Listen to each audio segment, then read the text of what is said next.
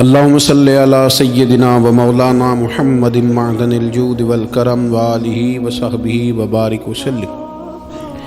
تمام تعریفیں اللہ تعالیٰ جل مجدہ الکریم کے لیے، درود و سلام نبی اکرم نور مجسم شفیع معظم آقائے کل ختم رسول دانائے سبل احمد مجتبیٰ جناب حضرت محمد مصطفیٰ صلی اللہ تعالیٰ علیہ وسلم کی ذات والا صفات کے لیے حمد و صلوات کے بعد، عزیز دوستو، بزرگ اور بھائیوں، قرآن مجید نصیحت کی کتاب ہے، قرآن پاک تذکیر کی کتاب ہے۔ قرآن مجید انسان کے لیے سارے بند دریچے کھول دیتا ہے۔ یہ ہر انسان کے لیے ہدایت کا نور ہے۔ یہ وہ روشنی ہے جو دنیا اور آخرت کے ہر اندھیرے سے بندے کو بچا لیتی ہے۔ ایسی راہوں کا تعین قرآن پاک کرتا ہے کہ انسان محسوس کرتا ہے کہ اللہ تبارک و تعالیٰ نے اسے دنیاوی طور پر بھی بلندیاں دی ہیں، دینی طور پر بھی اعزازات دیے ہیں، اور رب نے اسے روحانیت بھی کامل عطا کر دی ہے۔ لیکن بہت سارے قرآن پڑھنے والے ہیں، بہت سارے قرآن سننے والے ہیں، یہ سارا فیض وہ کیوں نہیں لے پاتے؟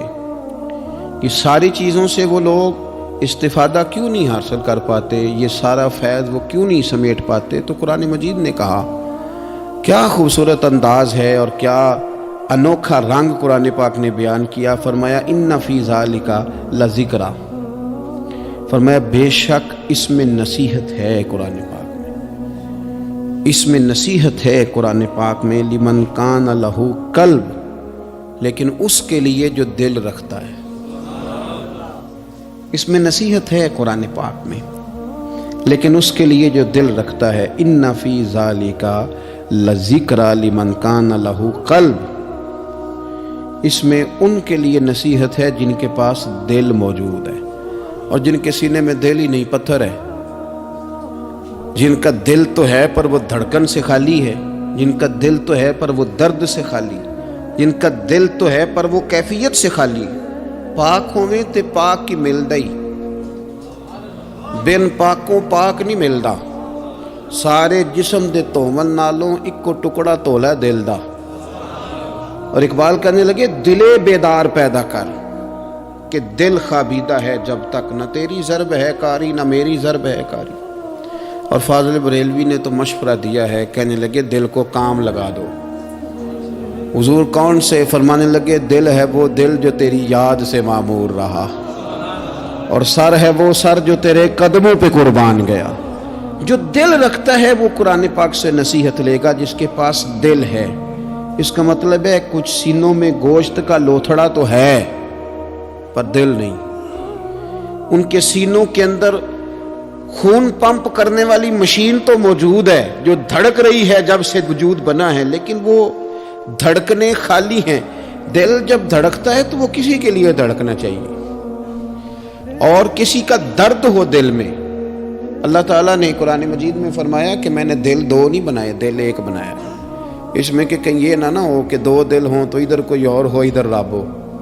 فرمایا نہیں، دل ہی ایک بنایا ہے، کوئی اور آ ہی نہیں سکتا، یا خدا رہے گا یا محمد مصطفیٰ رہیں گے صلی اللہ علیہ وسلم۔ دل ہی ایک بنایا ہے، اور دل ہے وہ دل جو تیری یاد سے معمور رہا۔ دل دھڑکے اور پھر وہ تڑپے، وہ کسی کے دکھ میں تڑپے، وہ کسی کے درد میں تڑپے، وہ کسی کی پریشانی پہ تڑپے، وہ کسی کی محبت میں تڑپے۔ اور جب وہ خوب تڑپے نا تو وہ تڑپ جو ہوتی ہے، کچھ زخم ایسے ہوتے ہیں جن کا مزہ آتا ہے۔ یعنی جب بعضوں کا زخم ٹھیک ہونے پہ آئے تو آپ اسے تھوڑا سا ہاتھ لگائیں تو وہ تھوڑا سا نا مزہ دیتا ہے۔ کچھ زخموں کا بھی مزہ ہوتا ہے۔ آتش کہنے لگا، وہ مزہ دیا ہے تڑپ نے کہ میری آرزو ہے یا رب، میرے دونوں پہلوؤں میں دل بے قرار ہوتا۔ میرا دل کرتا ہے دو دل ہوتے، میں ایک سے تڑپا ہوں تو اتنا مزہ ہے، اگر میں دو سے تڑپتا تو کتنا مزہ ہوتا۔ میرے دونوں پہلوؤں میں دل بے قرار ہو۔ عزیز بھائی، دل پر محنت، دل کی صفائی، دو جاتا ہے۔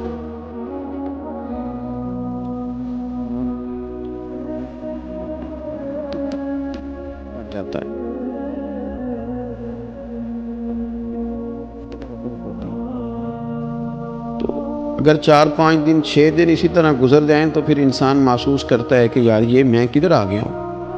اب وہ جب گھر آتا ہے سفر سے لوٹ کے تو پھر وہ کپڑے نکالتا ہے تو کھانے سے پہلے غسل کرتا ہے، کھانے سے پہلے نہاتا ہے، کپڑے بدلتا ہے، مسواک کرتا ہے، طبیعت میری ٹھنڈی ہو گئی، اب ذرا مجھے نا میں فریش ہو گیا ہوں جی، اب میری طبیعت ہلکی پھلکی سی ہو گئی ہے جی میری طبیعت۔ اور میرے بھائی ظاہر پر تھوڑا سا گرد چڑھ جائے تو بندہ اپنے آپ کو فریش محسوس نہیں کرتا، تو اگر دل سارا حسد سے بھر جائے، بغض سے بھر جائے، عداوت سے بھر جائے، لوگوں کے بارے میں برے خیالات سے بھر جائے، کینے سے بھر جائے، تو کب انسان کو سکون آئے گا؟ کوئی بھی نہیں تنگ ہوتا آپ کی حسد سے۔ اگر کوئی معاذ اللہ کسی سے جل رہا ہے تو کسی کا کچھ بھی نہیں بگاڑ رہا، اگر کسی سے حسد کر رہا ہے تو کیا نقصان کر لیا اس نے کسی کا؟ اپنے آپ کو ہی جلا رہا ہے، اپنے آپ کو ہی تکلیف دے رہا ہے۔ اسے مل مل کے دھو اپنے دل کو، اگر یہ صاف ہو گیا تو تیرا وجود ہی ہلکا پھلکا ہو جائے گا، تو خود سکون میں آئے گا۔ اسے مل مل کے دھو، مل مل کے اس کو صحیح کر کے صاف کر۔ امام غزالی رحمۃ اللہ تعالی علیہ سے کسی نے کہا تھا کہ ہم اتنا سنتے ہیں امام حسین کو، اتنا پڑھتے ہیں مولا علی کو، اتنے تذکرے ہیں ہمارے سامنے عثمان غنی رضی اللہ تعالیٰ عنہ، اتنا ذکر ہے فاروق اعظم کا، ابو بکر صدیق کا، اتنا ذکر ہوتا ہے نبی پاک علیہ السلام کے اخلاق عالیہ کا، پھر اس کا اثر کیوں نہیں؟ پڑھتے ہیں، سنتے ہیں، بیان کرتے ہیں، کہا جاتا ہے، سنا جاتا ہے، پھر اس کا وہ اثر کیوں نہیں؟ وہ طبیعت پہ چیزیں نقش کیوں نہیں ہو رہی؟ تو امام غزالی رحمۃ اللہ علیہ فرمانے لگے کہ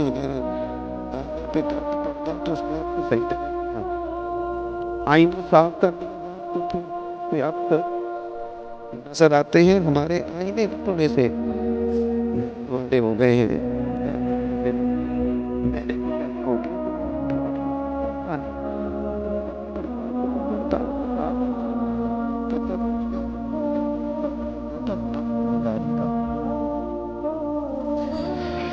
بادشاہ نے کہا جو اچھا نقاش نکلے گا، اچھی خطاطی کرے گا، اسے انعام دوں گا۔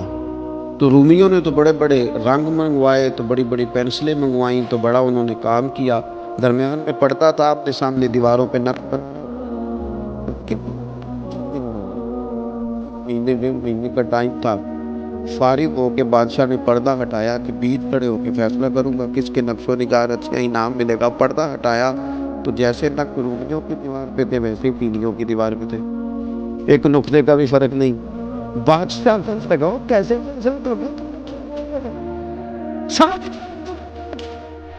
چینی سے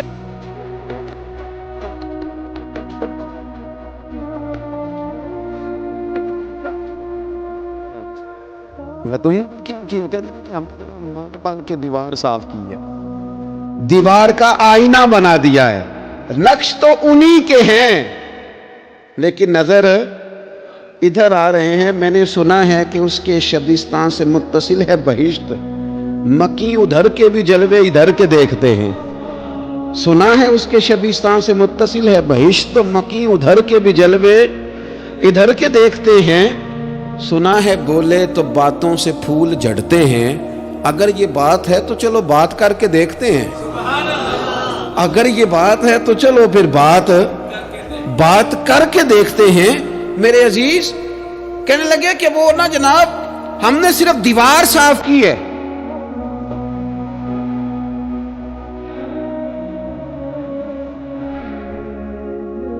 تو بس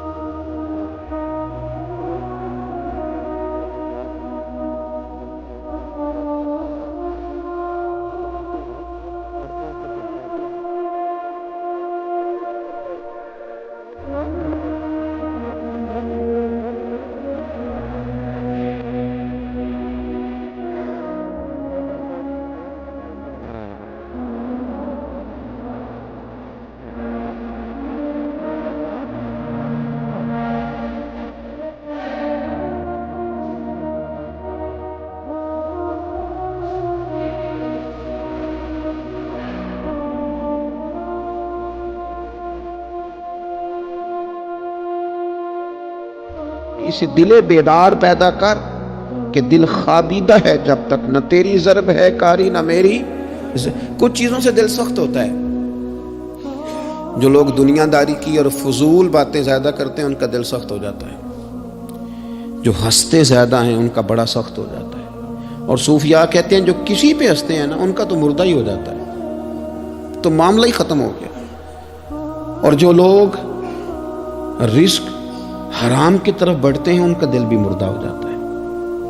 اور اقبال کہتے ہیں جو مشینی زندگی گزارنے لگتے ہیں نا، روحانی زندگی سے نکل جاتے ہیں۔ ہم آج کل مشینی زندگی پہ آ گئے، ہمارے پاس انٹرنیٹ ہے، موبائل ہے، آواز کے فاصلے اتنے کم ہوئے ہیں کہ دلوں کے فاصلے بڑھ گئے ہیں۔ اقبال کہنے لگے دل کے لیے موت ہے، دل کے لیے موت ہے، دل کے لیے موت ہے یہ مشینوں کی حکومت۔ احساس مروت کو کچل دیتے ہیں یہ آلات، آلات پہ زندہ ہیں ہم۔ دل کے لیے موت، اور کسی کے گھر جانا، دروازے پہ دستک دینا، اور کبھی خط لکھنا تو سوچ سوچ کے، کبھی کاٹنا تو پھر لکھنا۔ لفظ یہ اس کے شایان شان نے، یہ جملہ میں نے بدل دیا، لیکن اب بے باکانہ گفتگو ہے، تو مجھے وائس کر دے میں تجھے وائس کر دوں گا، حال ہی کوئی نہیں۔ تو کیا کوئی سوچے گا، کیا کوئی لکھے گا، کیا کوئی اس میں خوبصورتی کے رنگ بھرے گا؟ سخت ہو جاتے ہیں دل جب آپ مشینوں کی زندگی میں زندہ رہتے ہیں۔ دل نرم کیسے ہوتے ہیں؟ میرے نبی پاک نے فرمایا یتیم کے سر پہ ہاتھ پھیر، رب تیرا دل نرم کرے گا۔ اگر زنگ لگ جائے دل کو تو اللہ کا ذکر کر، قرآن پاک کی تلاوت کر، اللہ تیرے دل کو نرم کر دے گا۔ اور پھر فرمایا کہ اگر دل سخت ہو جائے تو موت کو یاد کر، تیرا دل نرم ہو جائے گا۔ اچھوں کی صحبت اختیار کریں تو دل نرم ہو جاتا ہے۔ قبروں کی زیارت کریں، جائیں کبھی اپنے شہر کے قبرستان میں، غور کریں کہ وہ چودھری صاحب لیٹے ہیں، یہ علامہ صاحب لیٹے ہیں، وہ فلاں بہت بڑے افسر لیٹے ہیں، وہ دیکھو وہ میرا عزیز لیٹا ہے۔ وہ ہارون رشید نے کہا حضرت داؤد تائی سے نصیحت کر دیں، تو فرمانے لگے باپ کدھر ہے تیرا؟ کہا حضور قبرستان میں، اماں قبرستان میں، دادا نانا بڑے بھائی سب قبرستان۔ فرمایا میں کیا نصیحت کروں؟ او پئیاں دس دیاں نہیں قبراں جنہاں تے پھل پئے، ادھروں کوئی بھی نہیں آمدا، تے ادھروں لکھاں گئے، تے سہ جوڑ سنگت دے ڈٹھے، سہ جوڑ 100 سال کی دوستیاں، سہ سال سنگت دے ڈٹھے، او تکو آخر وتھاں پئیاں، اور جنہاں بعد اسی پل نہیں سنجیندے، ایک پل نہیں سنجیندے، پھر وہ شکلاں بھی یاد نہ رہیاں، سہ جوڑ۔ کہا یہ کوئی کم ہے دل کو نرم کرنے کے لیے؟ تیرے پاس موت کا تذکرہ قبروں کی زیارت کو تھوڑی ہے؟ یہ چیزیں دل نرم کرتی ہیں یار، نرم کرتی ہیں چیزیں دل۔ سختی طبیعتوں کی، مزاجوں کی سختی، دوسروں کے بارے میں ڈاٹے جذبات، ہمارے رویے ڈاٹے، ہماری طبیعتیں سخت۔ حضرت عبداللہ ابن مسعود رضی اللہ تعالیٰ عنہ نے ایک شخص کو جنازے کے موقع پہ ہنستا ہوا دیکھ لیا، فرمایا آج کے بعد تیرے ساتھ کلام نہیں کروں گا۔ جس کا جنازہ دیکھ کے بھی دل نرم نہیں ہوا اور قبرستان دیکھ کے بھی دل نرم نہیں ہوا، وہ تو سخت دل بندہ ہے۔ سخت دل بندے سے دوستی کبھی نہیں رکھوں گا، میں تو درد دل والوں سے پیار کروں گا، تیرے ساتھ میں کلام نہیں کرتا۔ تو کس طرح کا شخص ہے بھائی جسے یہاں کے بھی ہنسی آ رہی ہے، مذاق سوچ رہا؟ تو دل کی نرمی، میرے نبی پاک صلی اللہ علیہ وسلم نے نا دل پر، ہم نے نا کپڑوں پر بڑی محنت کی، ہم نے چہروں پر بڑی محنت کی، ہم نے اپنے ظاہر کو سنوارنے پر بڑی، ہم نے اپنے حق میں بڑے بڑے لفظ یاد کیے، بڑی کہانیاں یاد کی، پر دل کے لیے محنت، اس پر محنت ہی نہیں کی۔ اعلیٰ حضرت فاضل بریلوی کتنے بڑے عالم ہیں، 1000 کتاب کے مصنف، اور ان کے فتاوی موجود ہیں کہ جس بندے کا تلفظ ٹھیک نہ ہو، یعنی جو ضروری قواعد ہیں وہ قرآن پاک کے جس کو نہ آتے ہوں اس کے پیچھے نماز نہیں، جو ہا اور ہا میں فرق نہیں کر سکتا، حمزہ اور عین میں فرق نہیں کر سکتا، وہ الفاظ کا معنی بگاڑ دے گا۔ لیکن اعلیٰ حضرت چونکہ صوفی ہیں، درویش ہیں، علم کے ساتھ تو ایک اور رنگ بھی بیان کرتے ہیں۔ وہ کہتے ہیں یہ نہ ہو کہ صرف تو حروف کے ہیر پھیر میں لگا رہے، صغرے کبرے ٹھیک کرتا رہے، دارابا یادرب کے چکر میں پڑا رہے، اور دل پر تو توجہ ہی نہ دے۔ فاضل بریلوی رحمۃ اللہ علیہ فرمانے لگے کہ دو علماء نے قرآن ایک درویش کے پیچھے نماز پڑھی تو مستحب جو قواعد تھے نا جن کے بغیر نماز وہ ٹھیک نہیں تھے ذرا ان کے، تو وہ کہنے لگے دیکھا جی اتنے بڑے پیر صاحب ہیں اور ان کی تو قرات ہی ٹھیک نہیں، تلفظ ہی ٹھیک نہیں، حالانکہ لفظ تاثیر سے بنتے ہیں تلفظ سے نہیں، لفظ تاثیر سے بنتے ہیں تلفظ سے نہیں۔ اہل دل آج بھی ہیں اہل زبان سے آگے، انہوں نے کہا جی بابا جی کا تو تلفظ ہی ٹھیک نہیں۔ اعلیٰ حضرت نے لکھا ہے ملفوظات شریف میں، فرماتے ہیں پھر وہ نہ نہانے کے لیے چلے گئے نماز پڑھ کے فارغ ہو کے، تو وہ پانی میں اتر گئے تو شیر ان کے کپڑے اٹھا کے لے گیا۔ اب کتنی کو دیر پانی میں رہتے، نکلے بھی تو کیسے نکلے، شرم آتی ہے۔ مختصر لباس پہن کے وہ غسل کرنے کے لیے گئے تھے، اب پانی میں سردی، کتنی کو دیر بندہ پانی میں رہے۔ لوگوں نے آ کے کہا حضور وہ آپ کے مہمان تو الجھ گئے، بڑے بری طرح پھنس گئے، مہربانی فرمائے ان کو تو بچائیں، وہ تو سخت الجھن میں۔ کیا ہوا؟ کہنے لگے وہ شیر کپڑے لے گیا اور وہ پانی میں ہے، کچھ تو ہونا چاہیے۔ تو وہ بزرگ گئے، جا کے نہ دور کھڑے ہو کے شیر کو آواز دی، شیر کو۔ حضور کے صحابی تھے نا حضرت سفینہ، قافلے سے رستہ بھول گئے، ایک سائیڈ پہ ہو گئے تو سامنے شیر آ گیا۔ میں نے کہا ہے لیکن جب آ جائے تو، جب شیر سامنے آ جائے، جب سامنے آ جائے پھر پتہ چلتا ہے کہ یہ تو واقعی آ گیا ہے، پھر انداز اور ہوتا ہے۔ حضرت سفینہ کے سامنے شیر ہی آ گیا، مشکات میں شیر آیا۔ اب کوئی بھاگتا ہے، کوئی چڑھتا ہے درخت پہ، کوئی لکڑی اٹھاتا ہے، کوئی اسلحہ پکڑتا ہے۔ حضرت سفینہ فوراً بولے، کہنے لگے او شیر ذرا خیال کرنا میں رسول اللہ کا غلام ہوں۔ پھر آکھیا شیر سفینہ تائی جا را یارا جاندے، اور جڑے غلام رسول اللہ دے اسی غلام ہونا دے۔ شیر دم ہلاتا رستہ چھوڑ گیا، اور بابا جی بھی گئے، فاضل بریلوی کہتے ہیں شیر کو آواز دی، شیر دوڑا آیا، آگے کہنے لگے وہ ہمارے مہمانوں کے کپڑے لے گیا، تجھے شرم نہیں آتی؟ تو شیر کپڑے اٹھا کے واپس لایا۔ ان علماء کو، حضرات علماء کو کپڑے پیش کیے، جب ان کو پیش کیے تو پیش کرتے ہی وہ بزرگ پھر فرمانے لگے، کہنے لگے مولانا تم نے لفظ سیدھے کیے ہیں، میں نے دل سیدھا کیا ہوا ہے۔ تم نے محنت کر کے نہ لفظ ٹھیک کیے ہیں لیکن میں نے دل ٹھیک کیا ہے۔ دل پاک ہوئے تے پاک ہی ملدا ہے، تے بنا پاکوں پاک نہیں ملدا۔ سارے جسم دے توون نالوں ایک ٹکڑا تولا ہے دل دا۔ حضرت سلطان باؤ رحمت اللہ علیہ فرمانے لگے دل کالے نالوں منہ کالا چنگا، دل کالے نالوں منہ کالا چنگا، جے کوئی رمز پچھانے۔ اگر کسی کو بات کی سمجھ آئے تو دل نہیں سیاہ ہونا چاہیے، منہ ہو بھی جائے تو کام چل جاتا ہے۔ تو اپنے دل کی صفائی پر دیکھیں میرے نبی پاک علیہ وسلم نے ارشاد فرمایا کہ رب نہ تمہارے مال دیکھتا ہے نہ چہرے دیکھتا ہے، رب تو تمہارا دل دیکھتا ہے۔ اور امام غزالی حدیث لائے ہیں، حضرت عمر فاروق رضی اللہ تعالیٰ عنہ فرماتے ہیں کسی نے حضور صلی اللہ علیہ وسلم سے پوچھا کہ رب آسمانوں میں کہ زمینوں میں؟ جلوے تیری ذات کے کو بکو ہیں، جدھر دیکھتا ہوں ادھر تو ہی تو ہے۔ اللہ زمینوں میں کہ آسمانوں میں؟ تو حضور فرمانے لگے رب تو بندہ مومن کے دل میں رہتا ہے، اللہ تو مومن کے دل میں ہے۔ مومن کے دل میں کتنا بڑا ہے وہ دل جس میں رب ہے، رب کی یاد ہے، رب کی محبت ہے۔ اس لیے حضرت عمر فرمایا کرتے تھے میں نے دل کی آنکھوں سے اپنے مالک کی زیارت کی ہے۔ اور اقبال نے شاید اسی لیے مشورہ دیا تھا کہ دل بینا بھی کر خدا سے طلب، آنکھ کا نور دل کا نور نہیں، اللہ سے آنکھوں والا دل مانگ، اندھا نہ ہو جائے کہیں تیرا دل۔ دل بینا بھی کر خدا سے طلب، آنکھ کا نور دل کا نور نہیں۔ عزیز بھائی اللہ کے جلوے، لیکن ایک بات ذہن میں رکھنا، کسی گلاس میں تھوڑی سی غلاظت ہو نا، دودھ تو دور رہا، شہد تو دور رہا، اس میں کوئی پانی بھی نہیں پیتا، تھوڑی سی غلاظت ہو، اور آپ کی آنکھوں کے سامنے وہ غلاظت دھل بھی گئی، صاف بھی ہو گئی، شرعی تقاضے پورے ہو گئے، پھر بھی کچھ لوگ کہتے ہیں میری طبیعت نہیں مانتی، میرا دل نہیں مانتا۔ صحیح کہہ رہا ہوں میں؟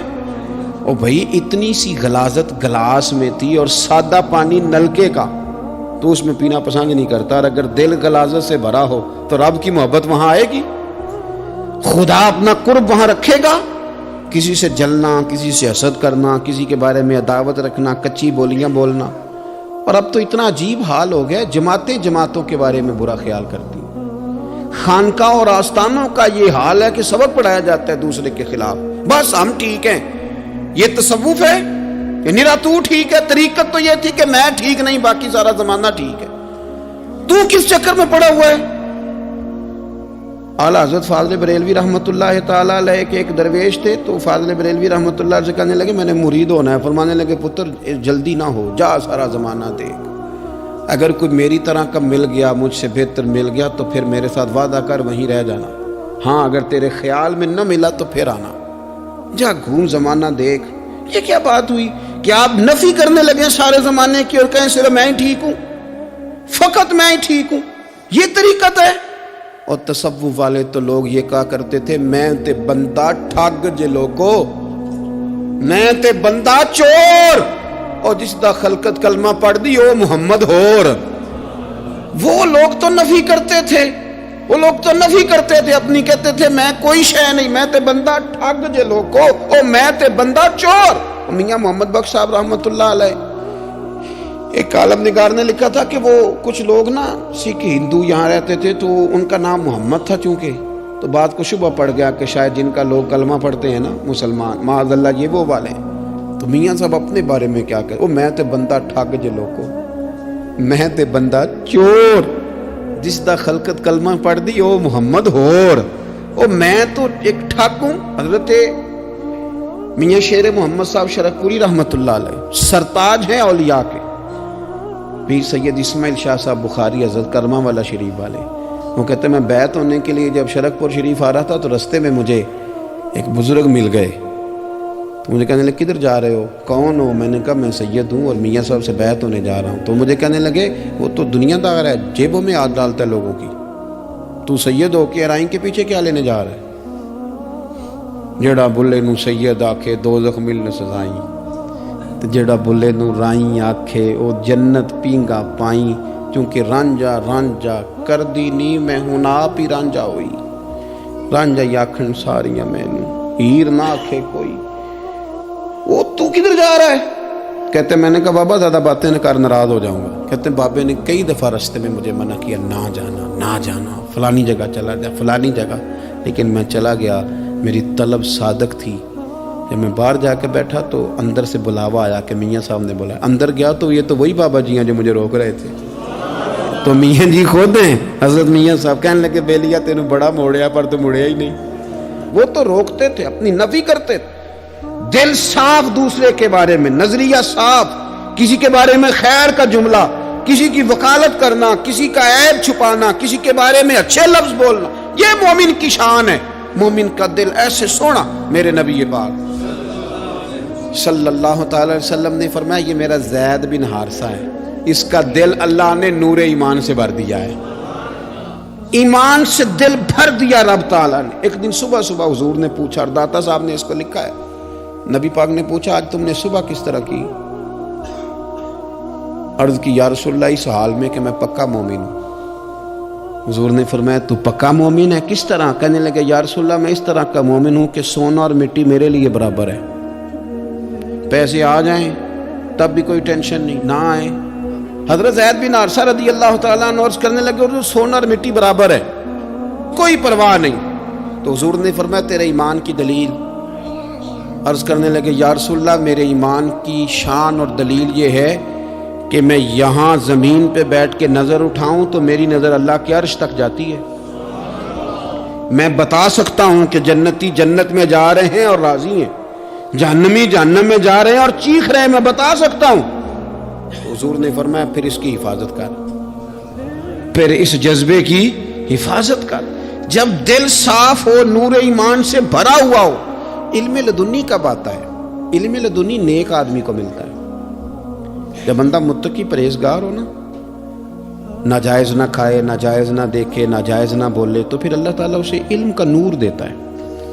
جو لوگ کہانیوں میں الجھ جاتے ہیں نا، زیادہ باتیں کرتے ہیں، زیادہ گھومتے ہیں، زیادہ سازشی عناصر کا شکار ہوتے ہیں، ان کے تو حافظے کمزور ہو جاتے ہیں، یاد ہی نہیں رہتا، باتیں اتنی کرتے ہیں پتہ نہیں سویرے کیا کہا تھا، دوپہر کو کیا کہہ رہے ہیں۔ جب انسان کا دائرہ کار تقوی والا ہو پھر اس پر علم کی روشنی کھلتی ہے، پھر دروازے کرم کے کھلتے ہیں، اپنے دائرے محدود کر لیے جائیں۔ سوچے میں بڑے بڑے لوگ آپ کو زندگی میں ملیں گے، مشورے دیں گے، وہ جناب آپ کو پتہ ہی نہیں آپ کتنے بڑے ہیں، آپ فلانی جگہ کھڑے تھے، فلانے کے ساتھ ہنس رہے تھے، یہ آپ کو خراب کرنا چاہتے ہیں، کسی تکبر میں مبتلا کرنا چاہتے ہیں۔ آپ زمین پہ رہیں تاکہ زمین والوں سے رشتہ مضبوط رہے، دل کی صفائی، دل صاف ہو، کوئی حسد نہیں، کوئی کینہ نہیں۔ پتہ ہے سب سے بڑی بیماری کیا ہے بندے کی؟ خوفناک علامت کیا ہے دل کے بیمار ہونے کی؟ کہ کوئی بندہ بیماری میں ہے اور ادھر ایک بندہ اس کو دیکھ کے خوش ہو رہا ہے، کسی کو زوال آ گیا ہے، کاروبار ڈوب گیا ہے اور یہ دیکھ کے خوش ہو رہا ہے، مر گیا ہے اس کا دل، مردہ ہے، اندر کوئی دل نہیں اب۔ یعنی ایک بندہ رسوا ہو گیا اور یہ خوش ہو رہا ہے، دیکھا میں نے نہیں کہا تھا۔ جب کوئی کسی کی رسوائی، کمزوری اور کسی کے زوال پر راضی ہونے لگے تو پھر سمجھ لے کہ اس کا حال اتنا برا ہو گیا ہے کہ اب یہ اخلاقی طور پر مردہ زندگی گزار۔ ہمارا اب یہ حال ہے کہ ہم لوگوں کے دکھوں پر ہنسنے لگے، ہم کسی کے ہاں کوئی شخص تکلیف میں آتا ہے تو ہم اس کو کہکہوں میں اڑاتے ہیں۔